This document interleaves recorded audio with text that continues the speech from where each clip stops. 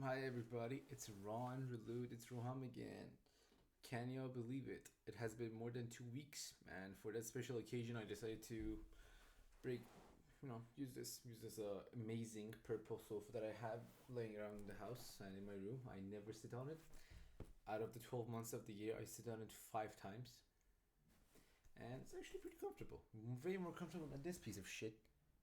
It really is. The back doesn't even recline.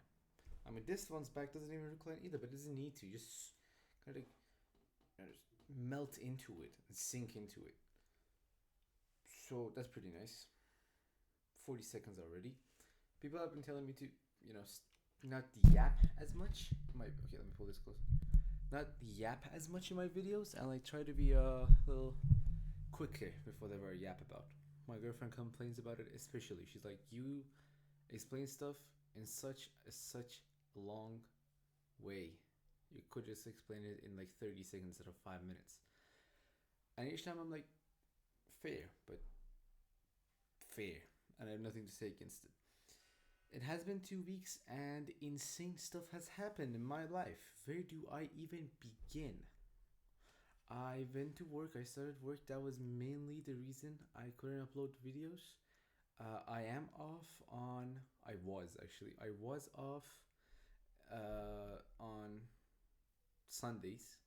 And those Sundays, I would just wake up super late, or I would go out with my girlfriend, or I would just not really have the time. I would be worried about something else.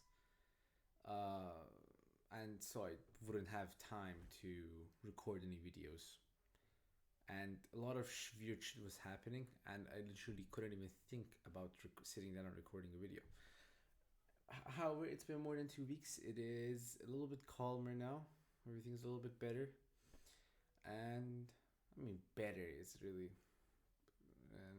arguable. But yeah, I'm gonna start with probably the most important thing that happened in these past 2 weeks. My dad. My dad called again, weirdly enough, and my dad was like, "Hi son, I know we haven't talked in a while, and I need this password for some email. Is your email?" I was like, "Yeah, I just changed my email's password." He was like, and after all that was sorted out, he was like, "You're okay, right?" I was like, "Yeah, I am." I was like, "Oh, okay then, bye." Which really broke my heart. I was like, "Damn, dude, that's all you gotta ask. That's all you worry about." He's like, "Are you okay?" Like, yeah, I'm gonna tell you after 3 months of not talking to each other that I'm having problems or something. Like, dude, come on. Anyways, after some time, I don't really remember what happened, and we started talking again. I called him. He was like, "Yeah, I've heard you've been going to work somewhere at the mechanic show." I was like, "Yeah, I have been. I needed the money." He was like, "Yeah, we talked about the pay, the hours." He was like, "Yeah, the hours are actually pretty unfair compared to how much you get paid. That's insane. You should quit, you know?" And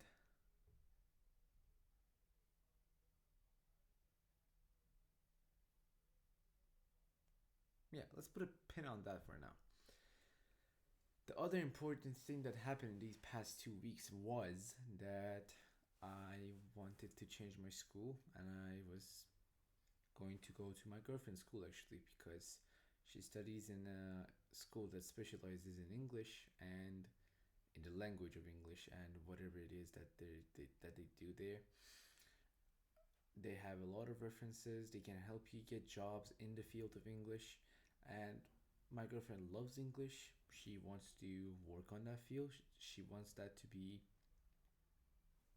her life's work, whatever it is. Um, I'm placing my hand on my guitar over here. It's not in frame, but it's pretty cool. So I was like, you know what? I love English too. It's the subject I am best at. I even record my videos in English and play my games in English and do everything in English and write my songs in English. Although English is like my second language, Turkish is my third. Anyways, but however, it is a private school, so I did need some convincing to, convince my mom to be like, would you please come talk to them? Like maybe you can figure out something. Maybe you can talk to them. Maybe they can like explain a lot of questions that even I don't know the answer to. And she was like, after a long time of convincing, which really is what happens with my mom. When my mom sees that I want something for a long time, she's like, yeah, he's pretty serious about this. And she goes ahead and tries to get it for me. It's a pattern I've noticed. For example, this equipment was bought by my dad. Very true. He did do it as like a I'm sorry, please bring me back to the family again kind of situation. But that's not the point.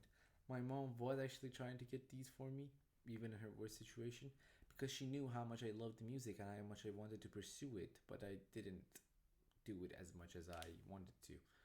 I still haven't been on that path, and I'm pretty ashamed of that. Anyways, so this was the thing that happened with school. She came to school. I took a half day from work. I was like, I'm gonna go to school. I'm gonna talk to them. I don't know when I'm gonna come back, but whenever I do, I'm gonna just come to work. Whatever, whatever, whatever. We went there. We talked about the price, how many fields I could work in. If I okay, just a YouTube notification. How many fields I could work in and have a career in if I got my diploma, whatever it is, from high school. And they were like, there's like not that many fields to be honest. There's education, there's translation, and then there is like communications, maybe something like that. And then there's like becoming an academician in it, which earns the most money apparently. And my mom was like really not content with it, and I wanted it very bad. It would be insane for me. It would bring me immense joy. Maybe I would be an accommodation too. Maybe I wanted to be a teacher too, but not that much to be honest. I wanted it, just not as much as my girlfriend wanted it. And so we were like, yeah, we are gonna go outside, talk to ourselves a little bit, and maybe did.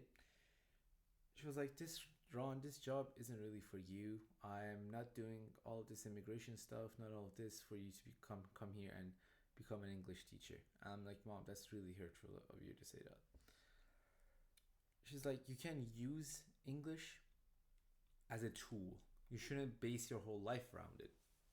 Like, it is very good that you know English to the level that you do. They even did a test on me to understand, evaluate my level of English, and we all know the drill: A1, A2, B1, B2, C1, C2. C2 is the highest. C2 is like fucking parliament political levels of like good English. C1 is like what I speak. And I got a C1. It was 50 questions, and I did fucking 48 on it. 48, dude. And the two questions that I got wrong were so close, and I then understood my mistakes. So now that I did, if I redid the test or did a similar test, I would get a 50 in it. So basically the same. I maxed out at their C1 because they wouldn't like go to courses for C2. If you know C2, you don't go to courses. Anyways, that's for a little bit like further down the line. Anyways, my mom was like, "Yeah, you should use this as a tool. You shouldn't base your whole life around it. It is a fragile and not that good of a field to have a complete career in." I was like, "That's really hurtful to my girlfriend, but I guess you're right." And she was like, "Let's go in. Let's talk to them again. Let's ask all our questions. Let's ask, what other fields we can go in. What if we can do with your uh, knowledge in English." And they talked to us. They were like, that's just all the fields do. That there's not that wide area of selection for career paths, unlike other fields like engineering or arts, even. I don't know, that kind of stuff. Then they were like, "Yeah, you know what your mom is saying, using English as a tool, is indeed a very good plan. Your mom is very right. Other people even agreed with it." And they were like, "Maybe you should look into studying abroad, because studying here is really hard, and you can study much better with the licenses and the stuff that you can get from other universities, and the degrees you get from there, and they can take you very further places. And then if you have like a degree there, and you can stay there as like a student, and you have your Turkish passport and stuff, then you will be set, dude. You will be so like set. You can live in the country that you went to study, and it can be a huge step for your family and the family you will make in the future. They were like, facts. They were like, for that, you should study IELTS or TOEFL, which, if people don't know, is just a very hardcore English test on which they test your English level. That's it. Then there's SAT. People in America know what this is about. SAT isn't just for America, unlike how I thought it was. SAT is like an international exam that you guys go through. Let's say I'm in Turkey, I want to go to Germany. I want to go to a fucking what's it called? To a university in Germany. I want to study in fucking Berlin, dude. Let's say that's the case. I have to go through SAT. SAT is like YKS. It is every single field that you learned in high school, like science, literature, physics, math, all that interesting stuff, all of that, and English.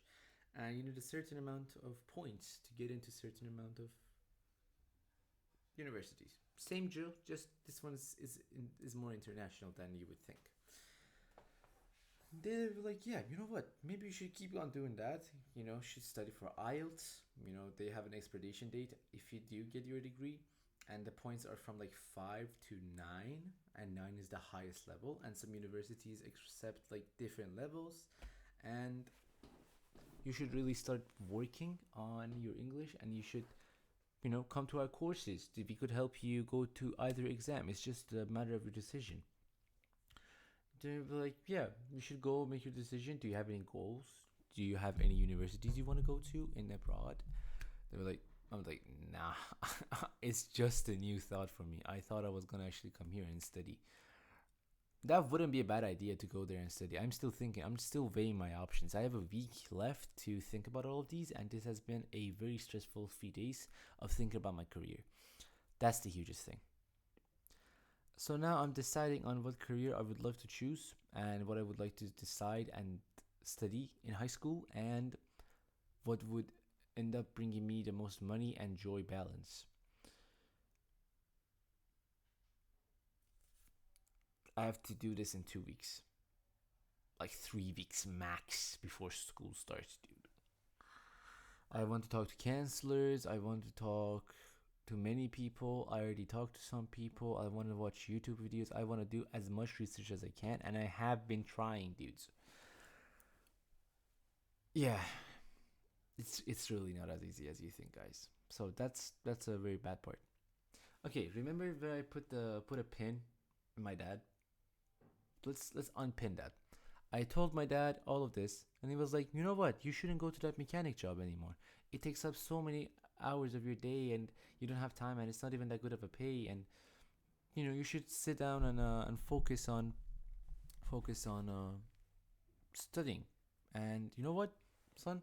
I will give you the difference. I will give you the 12,000 that they would have given you if you went there for a month."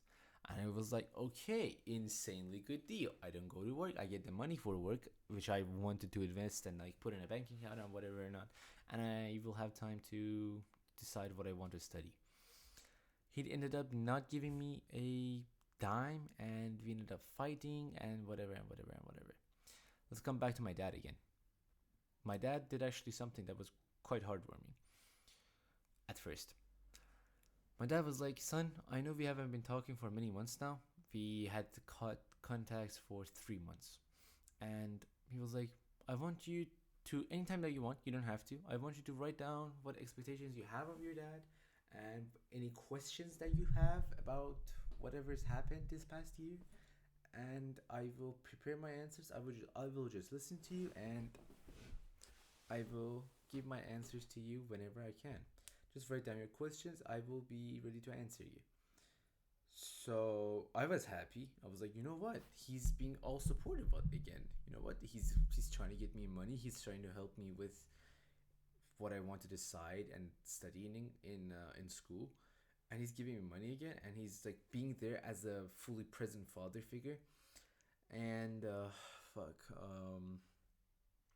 So I did. I wrote down a list of questions, and here are the questions. If in case any of this is going on with any of your fathers or immediate family or friends, you could ask these or and have these expectations from your father.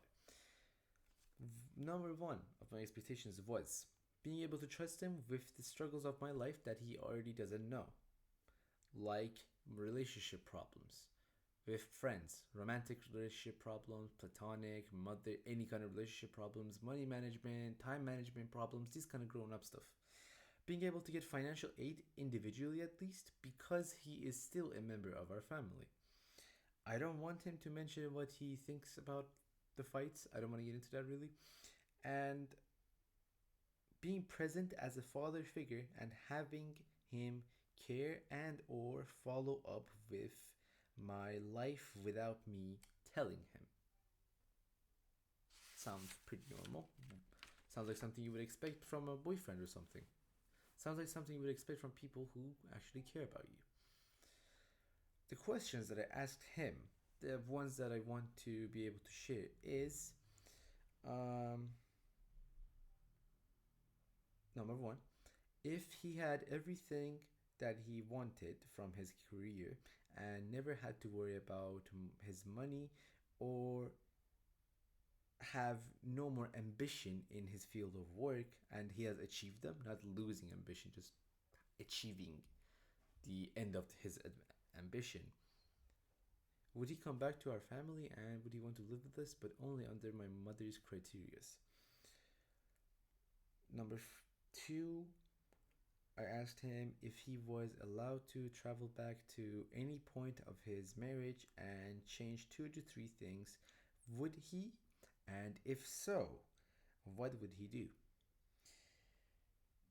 Number three, the most spiciest question is if he knew I had a girlfriend of a long time in a healthy relationship, not in a toxic way, not in a high school boyfriend girlfriend way, what would he do, think, and feel? And in what way does he think he can help?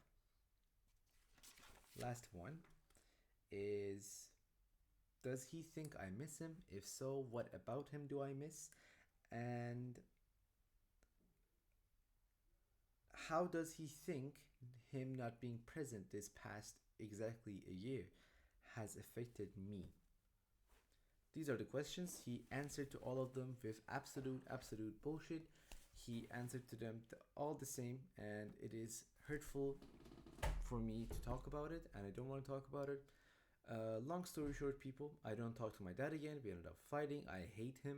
He is not going to be a present father for me. He is not going to be financially there. He never was there emotionally. At least he was there financially before, and he's losing even that.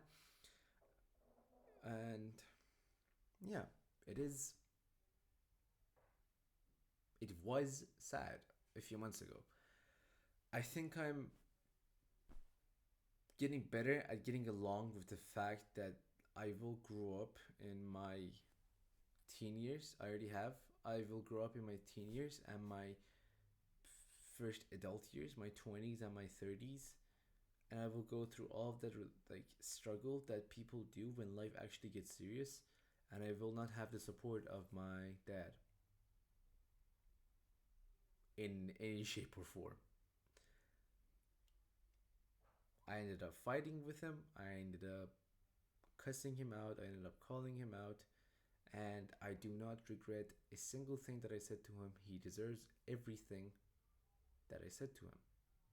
If you're a father and you're not taking care of your children,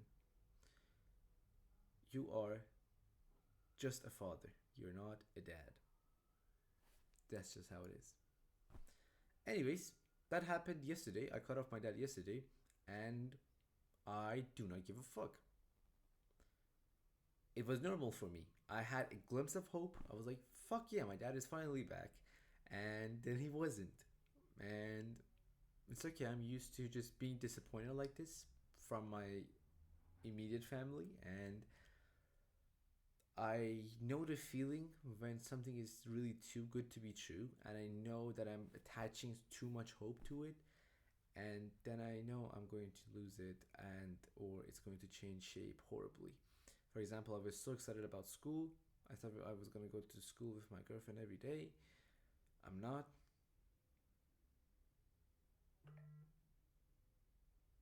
Speaking of which, she just sent me a video on TikTok. Anyways, that crashed. Maybe I'm not gonna go there. Most likely, I'm not gonna go there. I thought I would have 12,000 liras in my bank account, and which I would learn how to invest, and maybe my dad would help me learn how to invest. That's just gone, and I lost my job. I'm not gonna go to my job. I quit my job because one I needed the time. I hated my job. Second of all, third of all, actually, I thought my dad was gonna pay. The biggest reason was that my dad was gonna pay me instead of my job. What a fucking liar, dude. What a fucking liar.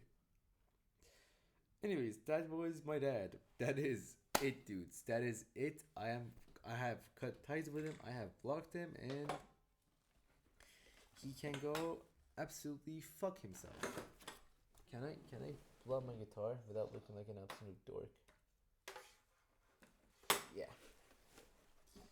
Without feeling like an absolute dork. Now, if my dad ever watches this and he's like, yeah, actually, I bought you the equipment that you're using to record these videos. Well, I wasn't the one who got you into that situation where you were trying to divorce with my mother, and you did this as an act of apology towards me.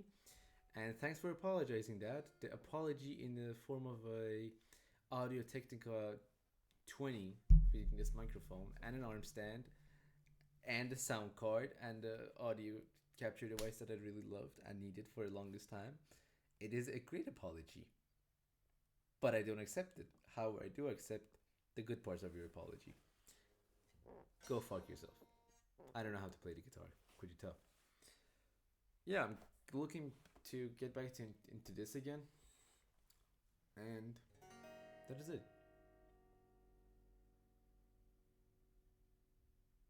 Or is it? I am so cringe. I am so sorry. I am so sorry.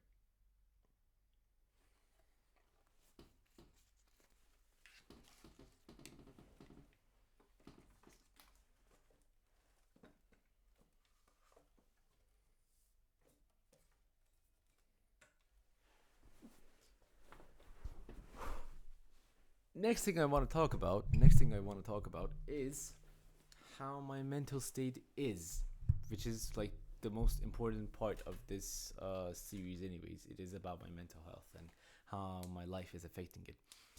My girlfriend gave me a strategy about life and how to not feel so bad about it and not be so negative. She was just like, be grateful for the things you have, Ron. I was like, yeah, but things I have come with price tags. She was like, everything comes with a price tag, Ron. Everything does.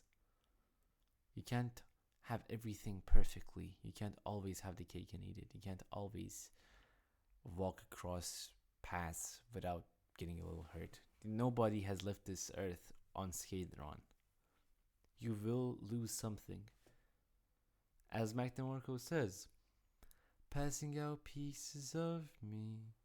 Don't you know nothing comes free? And it is true. She was like, you have amazing things in your life, Ronnie. You have a mother that loves you. And I was like, but my mom works all day and she's kind of old headed. She was like, that's just how it is. I was like, she was like, you have a house in one of the best areas in Turkey, in Istanbul. And it's so close to the beach. You can go to the beach whenever you want. The weather there is amazing. You don't have to worry about how loud the neighborhood should be. That's amazing, Ron. I was like, yeah, but I struggle to pay even the old rent price. She was like, well, okay. Do you not see the pros and cons? She was like, yeah, you go on, Ron. You gave me something you're grateful for. Come on, go on. I was like, I have the most amazing girlfriend ever. She was like, okay, that's good. And I was like, but I don't have enough money to always go to every date with her. And I didn't learn from my father how to be a gentleman. So I struggle a lot in my relationship. She was like, that's just how it is, Ron. You don't gotta complain. You shouldn't complain. You should be grateful for what you have. And you should try to improve what you have so you can be able, you can have things to be even more grateful about. And it worked, people. And it is working. It has been so working. I was at my job and I noticed this. A week ago, I went from I hate this job, people are going on vacations to the beach, to other people, to going to visit their families. My family is far away. I don't even have a nice immediate family. I hate my life. I don't even get paid enough. I hate my job and I hate my boss. I went from that to Ron, this is an experience. This is one kind of summer. And one kind of summer that you will remember for the rest of your life. The summer of you being 16. The summer where you worked in a mechanic shop. Ron, do you think 15-year-old version of you, a version of you last year, if you told him that you were there helping people swap out engines, and if you saw the internal parts of an engine and you helped them clean it and repair it and put it back together, would you think 15-year-old version of Ron would remember you? Believe you? No, he would not. Be grateful for what you have, Ronnie. This is one kind of experience. You will go on to talk about this experience for the rest of your life. A lot of people will forget their vacations. Sure, they will be comfortable for the time being there. Sometimes they get bored. I'm not saying I'm better than them. I'm just saying I just like what I have. I went from there and I was like, yeah, I do hate my job. I do hate the hours. I do not like the pay. And then I was like, you know what? The pay could be worse. They could not pay me at all. At least they buy me food. And it's okay that it's 12 hours a day. At least I get away from all the action and drama that is in the house. At least I don't sit in the house worrying about something. At least I know I'm somewhere working, trying to at least pay for my own expenses. And at least I'm learning something for the future. If I can learn anything. Do you see how much different it is and how much easier to swallow and process it is when you think with the second mindset? And I started looking at everything else in my life like that too. Everything. I used to sit at nights and cry about everything that I didn't have and every part of my life that sucked. And the thing is, it's not like those parts don't suck as much anymore or they don't suck at all anymore. It's just I've learned to let them suck. Just suck it up. It's okay, Ron. Life happens. But you have good things in your life to be grateful for, Ron. That's what I learned. That's the most important thing I've learned this year, and it's almost the end of the year. That is the most important thing I've learned from my girlfriend, and it has been improving my mental health immensely. If you watch my last 2 videos, you can see the difference between me right now and then is day and night. I have a venting video where I was feeling horrible at night and I was playing Minecraft and I was just complaining. I never uploaded or edited that video. 1, because I didn't have time, and 2, because after I felt better, I thought it was pretty cringe. But if I wanted to show a part of it to you, maybe I'm gonna put a part of it in here. You can see the difference. The problem is the same. Let me put this in front of it. The person who's having the problems is still the same. The circumstances are just a tad bit different. But the mental health state is immensely different. And that's amazing. Thank you, Angel. You helped me a lot. She is really an angel. She is really the best girlfriend there is. That's what I learned. And That's how it should be. Do I have anything else I want to talk about this video? Oh, I bought this new ring with my girlfriend. It's pretty nice. I started becoming more hygienic in my relationship. I started becoming such more of a man, a more respectful man, and just trying to be able to regulate my emotions more and more. I am really trying on that,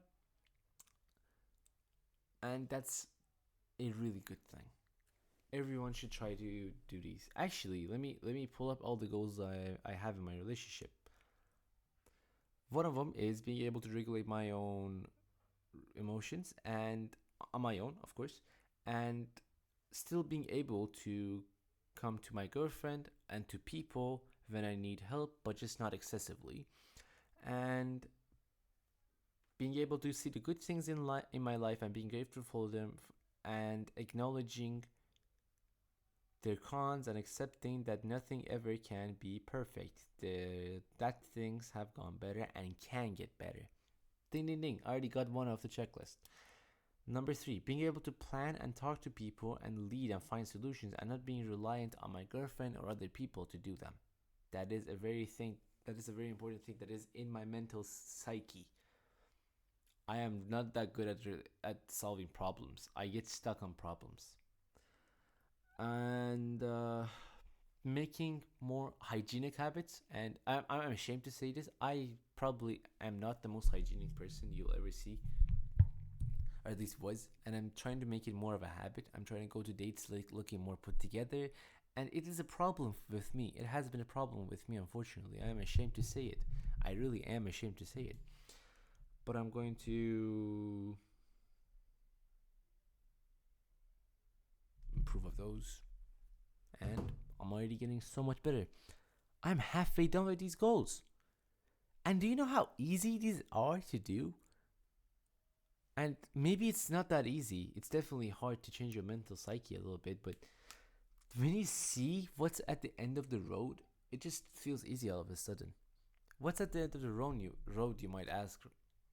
What's at the end of the road, Ron? It's my girlfriend's happiness and my own happiness and peace. Both of ours peace. A better relationship. A better relationship with anyone. And a better relationship with myself. And a better life in general. For just doing these tasks that, when you compare the the amount of effort that you have to put in compared to how much benefit you get from it, it just seems so minuscule. It just seems basically for free. It's like buying a game of Steam on Steam for $2 or like 50 cents. Sure, it is 50 cents, is 50 cents. But it's practically free. You know what I'm saying? So yeah, that's it. I am such a more positive man. I am such a happier man. And that's just thanks to my girlfriend. See, even though now that my problems are even huger, maybe, now that I have bad hope about my father and that I have no hope about my father anymore, now that I had my dreams crushed, I'm still going on. I'm still not depressed. I'm still not smoking, dude. You know what happened the night of the day I saw my dad off? I made pizza, dude, with my own hands. I went out, I bought the ingredients. I lacked ingredients. I bought them again. I went through them calmly. My mom took a nap and she slept through the whole day, through the whole night because she was so tired. We lacked ingredients. We lacked eggs. I substituted sauce to make the pizza as consistent as I wanted it. It was a weird recipe. It wasn't normal pizza. And I did everything myself. I did get overwhelmed. I really did. I get really angry when things don't go my way. But then I learned to just sit down, relax, decompress, and then I did it. And then I enjoyed my cooking. I was proud of myself.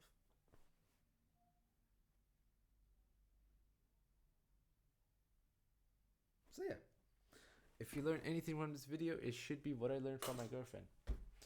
It should be to learn that even if my ass can't learn these kind of stuff, your ass can learn. That's all I gotta say for this video now.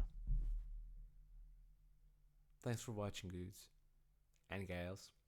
If anyone's watching there, I tried to cut this one really short. Don't forget to like, subscribe, hit that fucking bell so you can see if I upload it in 2 weeks again. And who knows, maybe I'll have more videos coming up. I'm not sure if I will be able to with all the amount of shit I have to go through. Life is busy, but I will try to upload because I want to make this a habit. Maybe I can get an audience here. Hopefully I will.